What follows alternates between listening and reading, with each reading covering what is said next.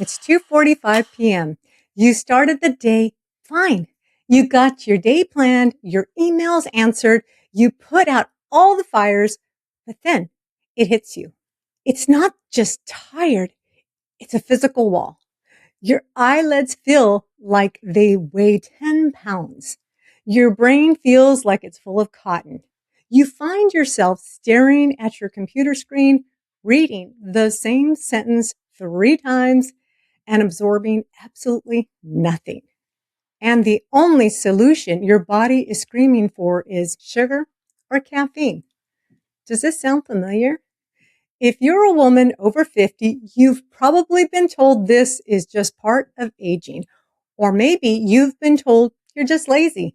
Or you need more willpower. I want you to stop that negative self-talk right now. What you are experiencing isn't a character flaw. It's a biological signal. You aren't just tired. You are dealing with broken cortisol rhythm.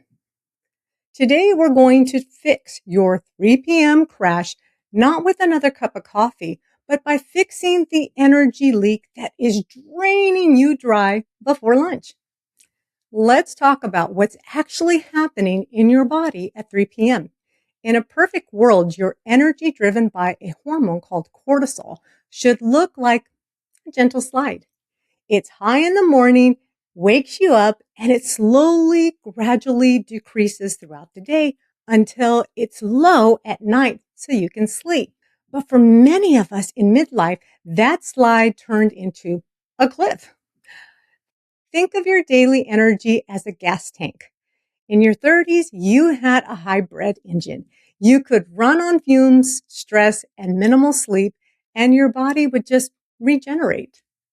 But in your 50s, this engine has changed. The drop in estrogen means your resilience to stress is lower. So when you spend your morning rushing, worrying, and people pleasing, you are burning fuel at triple the rate. By 2 p.m., the tank isn't just low, it's empty. And that crash you feel is your brain pulling that emergency brake. It's your HPA axis, your stress control center saying, we can't continue at this pace. Shut it down. So if biology is the problem, why is mindset the solution? Because we need to look at who is stealing your gas. We often think we're too tired because we do too much physical work. But I found that for women in our community, this exhaustion is rarely physical. It's actually emotional. And here are the 3 energy vampires that are draining your tank before noon. Vampire number 1, the overfunctioning morning. This is where you do things for others that they are perfectly capable of doing themselves.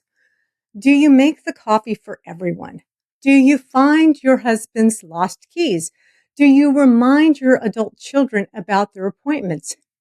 Every time you save someone else a tiny bit of effort, you pay for it with your own cortisol. You are spending your 3 p.m. energy at 8 a.m. Vampire number 2, the anticipatory anxiety. This is living in the future. You aren't just driving to work. You're rehearsing the argument you might have with your boss. You aren't just drinking tea. You're worried about whether your retirement fund is enough. Your body doesn't know the difference between a real tiger and an imaginary one. So you are flooding your system with stress hormones to fight battles that haven't even happened yet. That is expensive fuel. Vampire number 3. Yes, that meant no. How many times this week did you say, sure, I can do that, when your entire body wanted to scream, absolutely not? Every false yes creates a negative in your energy bank, and the debt collector shows up at 3 p.m. So how do we fix the crash? We don't fix it at 3 p.m. We fix it at 10 a.m. We fix it by plugging the leaks. Here is the 3-step protocol for this week. Step 1, not my job. Pause. Tomorrow morning, catch yourself. When you are about to fix a problem that isn't yours, stop. Ask yourself, is this my emergency or theirs? If it's theirs, let them handle it. Save that fuel for your afternoon. Step number 2, protein anchor. This is the one biological tip I will give you because it's a non-negotiable. If your breakfast is just toast or just coffee, you're setting yourself for a crash. You need protein in the morning to stabilize that blood sugar. Think of it as putting premium gas in the tank.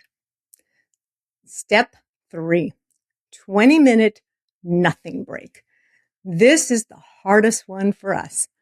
Somewhere between 12 and 1, I want you to do nothing. Not scrolling on your phone, not listening to a podcast, just 10 to 20 minutes of sitting, breathing, or walking outside without an agenda. You need to let your nervous system idle. If you keep the pedal to the metal for 8 hours straight, of course the engine overheats. Give it a chance to cool down before the smoking starts coming out of the hood. I want to share a quick story with you. A few years ago, I hit the wall hard. I thought I had thyroid problems.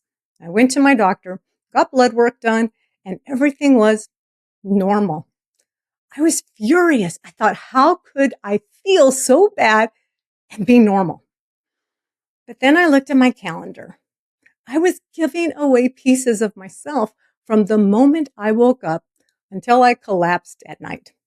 My 3 p.m. wall wasn't a medical mystery. It was a boundary problem. I had to learn that my energy is a finite resource and it's precious. And I assume yours is too. You have big things left to do in the second half of life. You have dreams. You have goals. You can't afford to give your precious energy away to worry, to people please, or to skip breakfast. If you recognize yourself in any of these energy vampires, do me a quick favor. Go to the comments right now and type "no more leaks," all uppercase. Let's make a pledge to stop giving away our energy for free. If you're sitting there thinking, Carmen, this sounds great, but my mornings are already a chaotic mess. I don't know how to stop rushing. I have the answer for you. I did a whole episode on my specific anti-stress morning routine that sets my nervous system up for success before I even walk out the door. It's the perfect companion for this video. Click this video right here on the screen and I'll walk you through exactly how to start your day without the panic so that you don't hit the wall later. If you would like a deeper dive into today's topic, you can find additional information at createthebestme.com/EP159 or click the links below.